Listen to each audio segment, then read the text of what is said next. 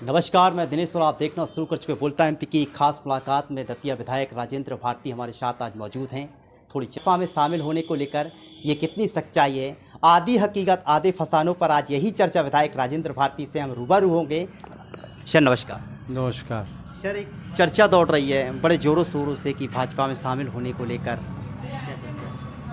चर्चा है, होती रहेगी। राजनीति में तो चर्चा होना चाहिए, और राजनीति में यदि चर्चा नहीं हो तो फिर उस व्यक्ति का राजनीति में रहना ही बड़ा मुश्किल है। तो चर्चा होना चाहिए।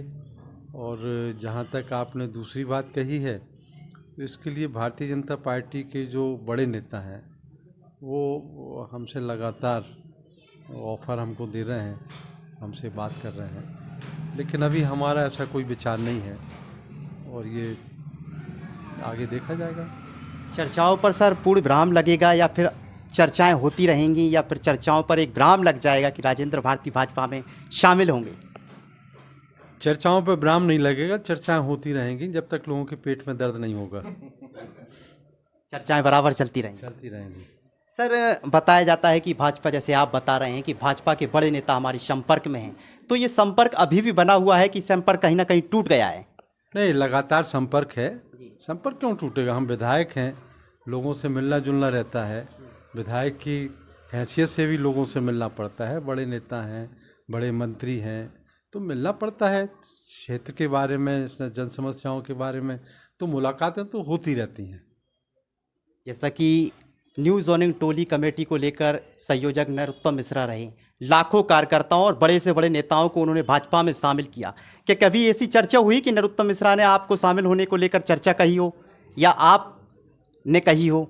जैसे आपका बड़ा संपर्क रहा नेताओं से, तो क्या हुआ ऐसी कभी बात? देखिए, न्यू टोली ज्वाइनिंग के जो अध्यक्ष हैं या जिम्मेदारी जिनको दी गई थी, लोकसभा में जो जिम्मेदारी दी गई थी, अब उसके बाद उनकी भूमिका बदल गई है। उनने अपनी भूमिका बदल ली है। वहाँ ज्वाइनिंग करा रहे थे, यहाँ विरोध कर रहे हैं, तो उनकी भूमिका बदल गई कि नहीं बदल गई? अब अच्छा, ये सबसे बड़ा सवाल आपका है कि मतलब उनकी भूमिका आपको लेकर बदली, वो मतलब आपको भाजपा में शामिल होने नहीं दे रहे? अब ये उनसे पूछिए आप। अच्छा, कि उनकी भूमिका बदली है कि नहीं बदली है। अगर नरोत्तम मिश्रा आपको भाजपा में शामिल कराना चाहते हैं तो आपकी दिलेरी इच्छा क्या है, क्या शामिल होंगे भाजपा में? देखिए, यदि उनकी तरफ से ऑफर आता है तो निश्चित रूप से विचार करेंगे हम। यदि उनकी तरफ से ऑफर आता है तो निश्चित रूप से विचार करेंगे हम। सर, दतिया विकास को लेकर 1 साल पूरे होने वाला है और अभी तक विकास की पटरी से पूर्ण रूप से उतरता हुआ दिखाई दे रहा है। एक भी विकास की मतलब ऐसी सौगात दतिया को नहीं मिली है। इसको लेकर क्या कहेंगे कि आज सही चलता रहेगा 5 साल या फिर नई भूमिका अदा होगी इसमें भी? देखिए, विकास कहीं नहीं रुका है।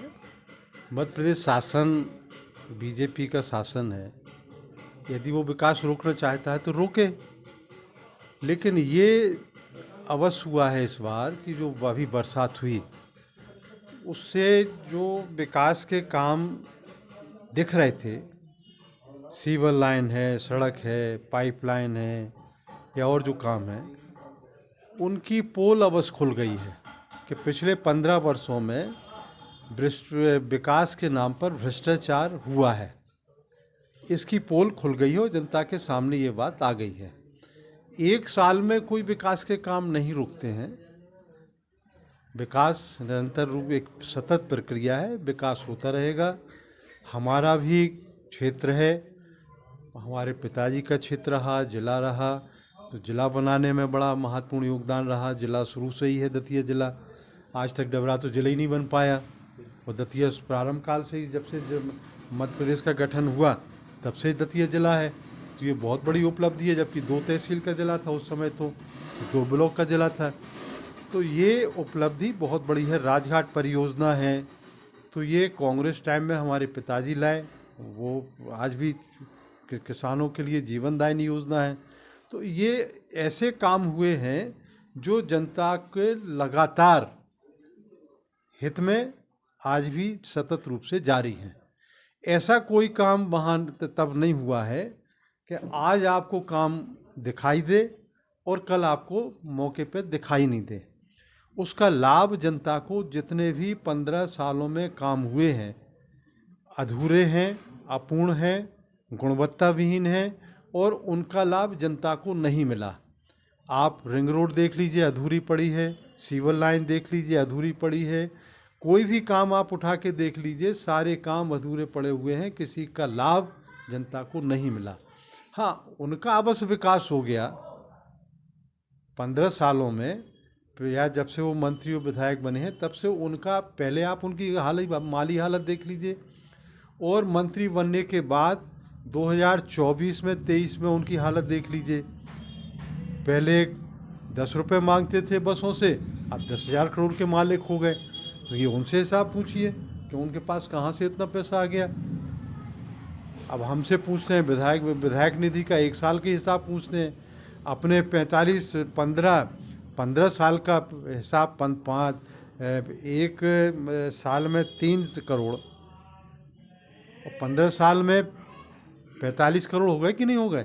45 करोड़ का हिसाब तो दे दें पहले वो विधायक निधि का, कहाँ कहाँ काम हुए गिनाए जरा वो अपनों, और हम हिसाब देंगे जनता को कि हमने कहाँ कहाँ काम किए हैं, और हमारा काम हर जगह दिखाई देगा।